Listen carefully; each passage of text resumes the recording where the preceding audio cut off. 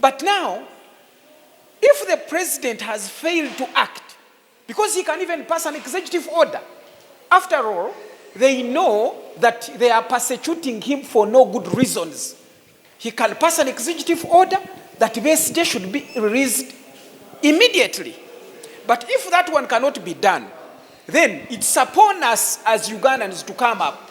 Whether you're NRM like me, we march on the streets. Recently we saw the PLU, I thought it was PLE, but now I think it is PLU, marching, talking about corruption.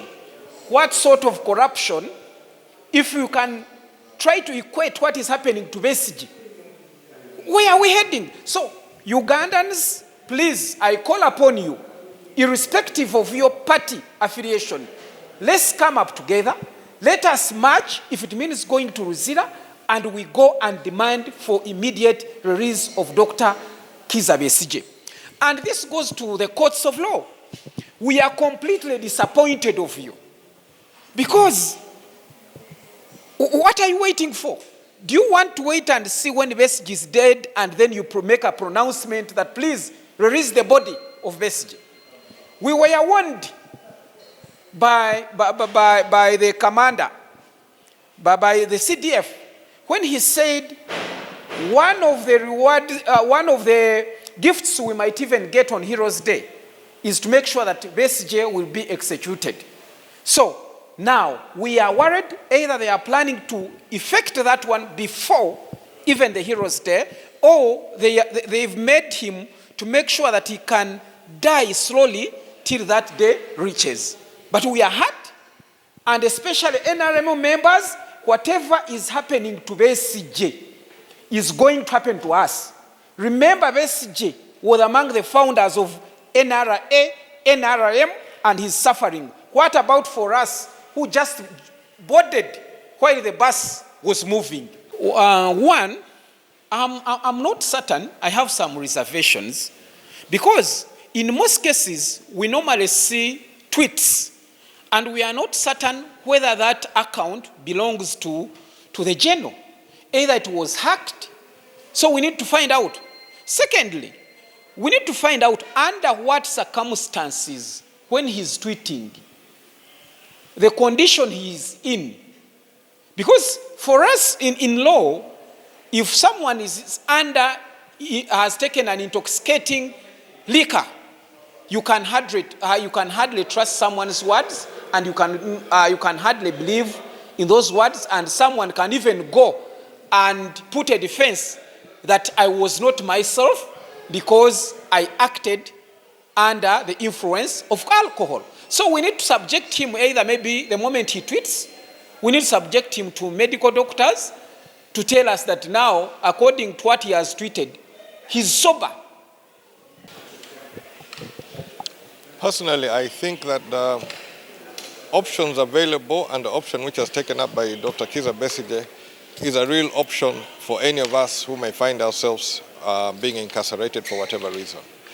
It makes sense that you use whatever tool is available. So on that basis, I agree with the actions he has taken, and it can be any of us. I mean, today it is Kizza Besigye, tomorrow you don't know, Jimmy Akena may be the one facing the same situation. And on that basis, I really hope that we try to differentiate and separate different issues. There's an area which will have to be addressed at some point, and this involves to what extent do the national security agencies get involved in political activities of political parties.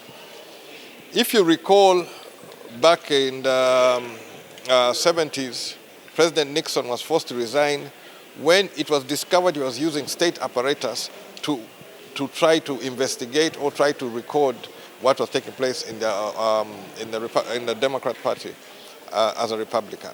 In Uganda, those lines don't exist. A lot of these agencies feel it's their role and duty to support the NRM. They feel they're fused as part of the NRM, but their role must be to serve all the citizens of Uganda. And as such, I hope that this opens people's eyes, and also we try to address this issue that we can have a country where all of us, irrespective of political opinions, can exercise them and live freely in this wonderful country God has given us. The issue of Dr. Besigye, Col Besigye being detained up to now is very, very unfortunate. It's very unfortunate because we thought that by this time Besigye would be a free man. Because first of all, there are no charges whatsoever on the basis of which Besigye is being held in prison. You know, all those silly charges which they had put on him in the court martial collapsed when the Supreme Court pronounced itself on the constitutional petition of Kabazigoruka. They went down and they became null and void. But still, to find that today, government is still dilly-dallying, buying time, all for the purpose of illegally and unconstitutionally keeping Dr. Besigye in jail is very, very unfortunate. Yet these are people who claim that they obey the rule of law, that they are in charge of a democratic dispensation. But what you see what they are doing, you shudder and you wonder which kind of country this one is, which we are living in. So all of us, most of us are very bitter. Actually, the country generally is very, very bitter to see how the law is being violated, how the things are moving, in such a negative manner. We are all very disappointed. But there's not much we can do except to continue, pointing out these issues openly and broad daylight. Maybe at some stage, those who are concerned will have some sense in their heads and do the right thing. In Uganda, we currently have close to 14 million Ugandans who are suffering from mental illness, and it's a big Pandora box currently. It's not surprising that one of our own, an elder in the country, a doctor, and a politician by fame who attempted to be a president, has decided to go on a hunger strike, of which we know going to hunger strike will lead to suicidal ideation, maybe termination of life, which is one thing we wouldn't want to see as a country. So for that sake, I would request his legal team maybe to consult the judges and write to judges that our client currently is not in a right mind of state, so that they seek psychiatric intervention for help. If it is so that it's the prison that is influencing his actions of going to hunger strike, which may later on lead to suicidal ideations or suicidal attempt, he be given liberty to attend to better psychiatric mental health facilities for his own benefit. Otherwise, I don't see any resolution coming from the hunger strike other than damaging him more physically and mentally. Wants to face again, I think that should not be the embarrassment. Government has all means to stop any person in this country to do any subversive activities if they wanted to do. And today, the Besigye of 2006, the Besigye of 2011, is not the Besigye of today. He's an old man now.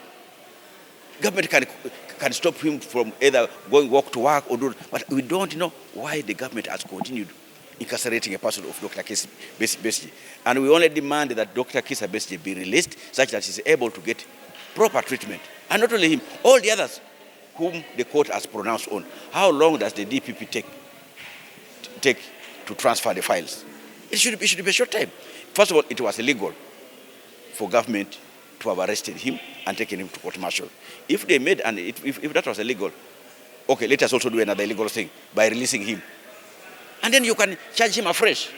But what we are seeing today is very unfortunate. No Ugandan should be subjected to that inhumane treatment. So to me, I only appeal to President Museveni, please.